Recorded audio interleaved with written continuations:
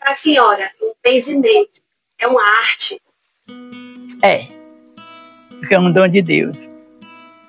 Eu acho que sim, eu acho que sim, é uma arte, sim. É uma arte da empatia, é uma arte que utiliza os instrumentos religiosos, sabedoria religiosa, que constrói elo de solidariedade com a sua comunidade. Eu acho que é, assim, uma espécie de arte. Não, é uma cura. Benzimento é cura, não é arte. E, inclusive, aí eu resgato de novo o papel da mulher negra, porque ela, enquanto mãe preta, ou seja, aquela que amamentava, né, e que educava, que socializava a criança branca, ao socializar, veja, a mulher em todas as culturas ela tem esse papel, né? Ela é a socializadora da criança, ela que introduz a criança na ordem da cultura daquela sociedade, né? E a ordem da cultura é o quê? É referenciar-se com os antepassados. É claro que ela não conhecia os antepassados dos brancos, ela conhecia seus próprios antepassados. E nessas histórias aí, ela passa, né, ela passa para um inconsciente cultural brasileiro uma negritude que a gente nem sabe que existe.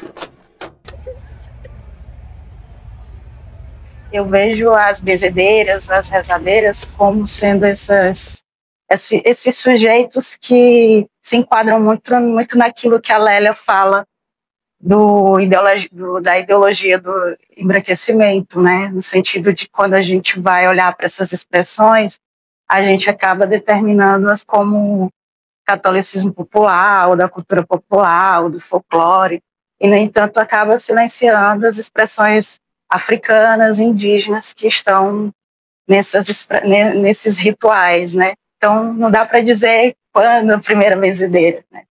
Dá para dizer que há um encontro de saberes, que gerações de mulheres foram adquirindo essa sabedoria e que, de certa forma, foi repassando umas às outras e servindo à comunidade. Como que a senhora aprendeu a benzer? Ensinada por Jesus. E conte mais, como é que foi? Como que a senhora foi ensinada? Assim, porque isso aí é um dom. Da pessoa que reza é um dom. Aprende sozinha. Sai daqui da mente e do coração. A senhora disse que foi Deus, né, que lhe deu esse dom. Como que ele foi dando esses dons para a senhora? Como que ele lhe ensinava? Através de um sonho. Sonho acordada. Meu Jesus nascido, meu Jesus de Nazaré, com cálice bento no peito e a hóstia consagrada, você arma, não desarma. Mal das armas, porque Deus pode, Deus quer, e assim tira do nosso caminho todo o mal que houver. A senhora aprendeu a benzer sozinha? Como que foi esse processo? Onde a gente desenvolve, que eu fui para a casa do seu Zé, do meu pai, do meu mentor, a gente aprende. O guia instrui, o guia ensina, o guia administra a nossa mente, o nosso ori, para que nós possamos compreender, entender qual o tipo de cura que você precisa. Mas também eu digo que tem muito da fé, né? Vai da fé da pessoa.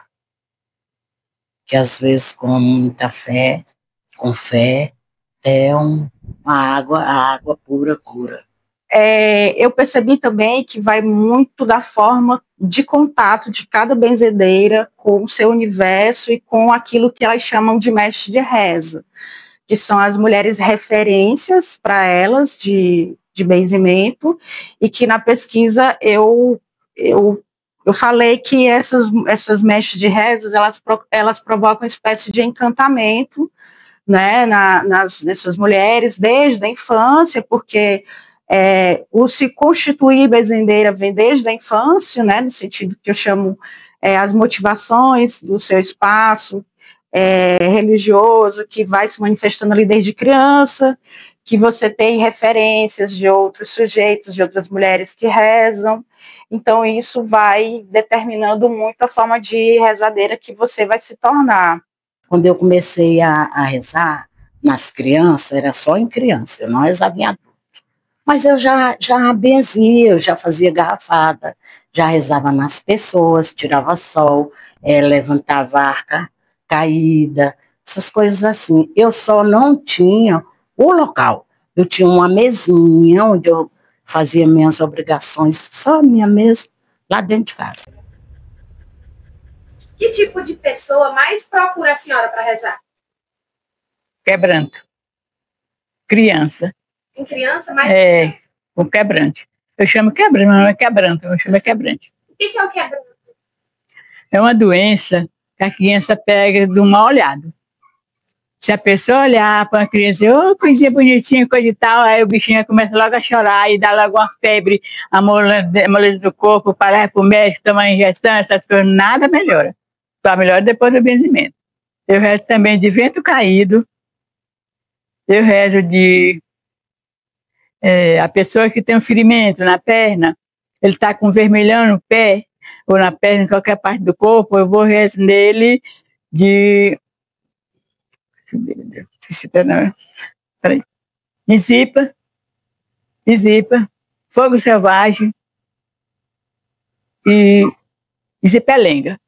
Zipelenga é uma, né? É um mal que dá uma quintura na perna da pessoa e fica vermelho, fica ferida, aquela coisa purgando. E aí, quando a gente começa a rezar, eu começo a rezar, a pessoa se sente bem. Vento caído é aquela criança que a mãe pega e joga acima da cabeça.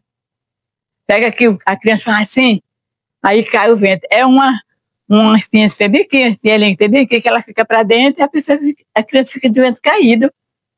Medida que com pano no bracinho da bichinha, então nos pezinhos, os dois pés, se passar uma unha da outra, já está com o vento caído. E aí eu rezo de quebrante, de muitas coisas, de erisipela, de vermelha, de fogo selvagem, ramo, que é uma que o pessoal chama de ferida braba, não sei se vocês... Uma vermelhidão que dá na pele, o médico chama de erisipela. Se você estiver no médico e ele disser erisipela, você procura um rezador que é rapidinho sai. Você chegou num local e não só as pessoas, como também os espíritos, espiritualmente, gostou de você e lhe acompanha, sem ser mandado de ninguém, sem ser desejado de ninguém. Às vezes eles engraçam, que a gente chama assim, você está com um quebranto engraçado. A senhora está ensinando alguém da sua família a benzer? Ou a senhora vê que alguém da sua família... Não posso. Por quê? É porque cada um tem que aprender as coisas sozinha, minha linda. Aí Deus dá aquele dom, a gente sonha não sonha aprendendo como é que deve fazer, e aí a gente começa a fazer. É assim o benzimento, a gente não pode passar para outra pessoa, não. Porque se eu passar para você, você vai ficar sozinho, sem nada. Aqui eu ensino os meninos exatamente para ver se segue, né? Tem uns jovens aqui que estão aprendendo, né? Não é que você faça dessa maneira, não. Eu aprendo oração tal, aprenda isso aqui serve para isso, para aquilo. Madrinha, isso aqui serve para quê? Eu vou explicar para que é. Tem uma finalidade, porque tudo tem uma finalidade, é como eu te falei. Às vezes eu estou com a dor de cabeça, mas não é enxaqueca. O outro já é um medicamento diferente. No caso nosso aqui da oração, o quebrante é uma oração. Lá na vermelha ou no sol, já é outra. É tudo questão da pessoa entender, conhecer e saber usar. Na pesquisa eu encontrei algumas rezadeiras que aprenderam recitando, né? Outras pessoas copiavam as rezas para ela e ela aprendia. Outras rezadeiras não precisaram da leitura nem da escrita para aprender as rezas, elas aprenderam mesmo a partir da sua própria memória, e também há o que eu chamo na pesquisa de criatividade, ou seja, algumas rezadeiras, elas têm, vamos dizer assim, elas são mais criativas, principalmente essas que não aprenderam a partir da leitura, né, e recitando ou repetindo as rezas. Elas possuíam mais, vamos dizer assim, elas eram mais livres, então elas às vezes inventavam, criavam algum elemento para compor as suas orações e as suas rezas, né? Eu rezo de graça. Agora, a pessoa que souber e entender que eu mereço alguma coisa, ele vai e me oferta alguma coisa. Mas também, se ele não der, fica por isso mesmo. Não cobro, não. Nunca cobrei de ninguém. Estou com essa idade toda, nunca cobrei nada de nenhuma pessoa que vem rezar aqui. Para me rezar nele.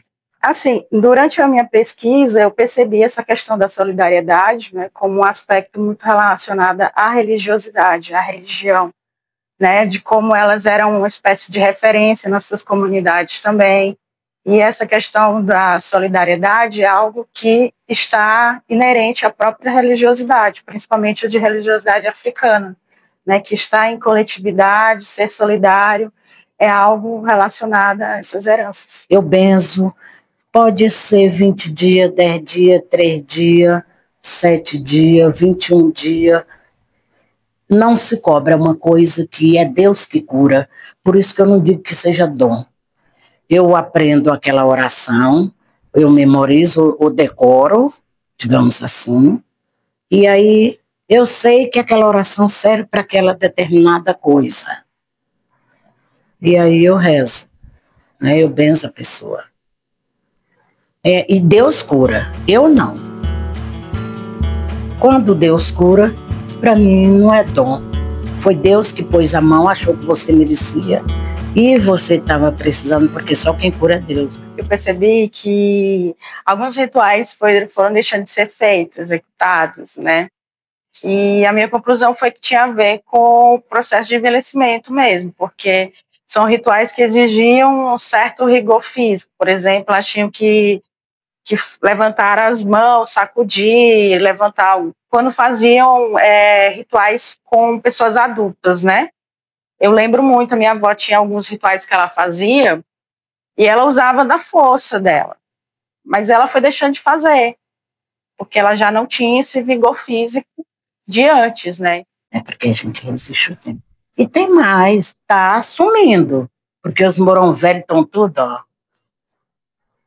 E hoje em dia só não tem mais quem reza tanto quanto a gente, muito rezador. Você anda muito para encontrar. Tem um pessoal que veio com o bebê, um casal de médico, que veio de corrente, porque ouviu falar em mim, que tem uma menina lá que frequenta aqui, né? Aí falou que o neném estava precisando de reza e ela veio de corrente para rezar nesse bebê aqui. Não é longe. Muitas pessoas vêm buscar a gente porque não acham um rezador. Para uma benzedeira se tornar benzedeira, ela precisa ser motivada, né? E quando é que ela é motivada? Quando ela vive em um ambiente que a tendencia a ter essas motivações. E como eu falei, isso, de certa forma, deveria provocar uma espécie de encantamento nessas mulheres, que possivelmente as davam vontade de também executar o mesmo ritual, por ser motivada, né, por viver um ambiente em que existem outras rezadeiras, por ver a prática como uma prática que é importante para a comunidade, por ver uma prática que expressa empatia, que expressa solidariedade. Me sinto muito, muito bem mesmo. Porque é muito bom a gente ajudar a tirar o sofrimento de alguém. Porque se eu estou sofrendo, você vai fazer eu sofrer mais. Não. Agora, se eu ajudar a pessoa a tirar o sofrimento que ele está sentindo, é muito bom, viu? Eu me sinto bem com isso. Não me sinto mal de jeito nenhum. Me sinto muito bem.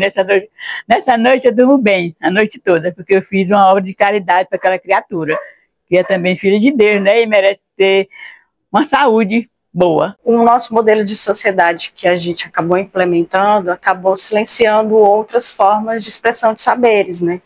Como no caso das benzedeiras. A gente sabe que a própria medicina, o próprio conhecimento científico, ele não se constitui a partir somente do modelo que foi implementado pela visão eurocêntrica, né? A gente sabe que a própria ciência moderna, a própria medicina, ela é constituída a partir do conhecimento do que se chama das populações populares ou de populações marginalizadas, como no caso as indígenas, as africanas, né, que tinham conhecimento sobre a natureza e que foi se apropriado pelos cientistas, pelos iluministas, e não foi dado crédito, né, não foi dado crédito, e dizer que isso também é um conhecimento, não é um elemento que está contribuindo para a construção do conhecimento. Nós somos médicos da alma, como diz ali, ó, clínica da alma, que é aqui a minha tenda. A gente é médico da alma. Aí tem o médico da matéria, né, que é os que estudam, que vão para a universidade, para fazer a cirurgia, para diagnosticar um problema que tem na nossa matéria, né? E nós não, somos médico espiritual.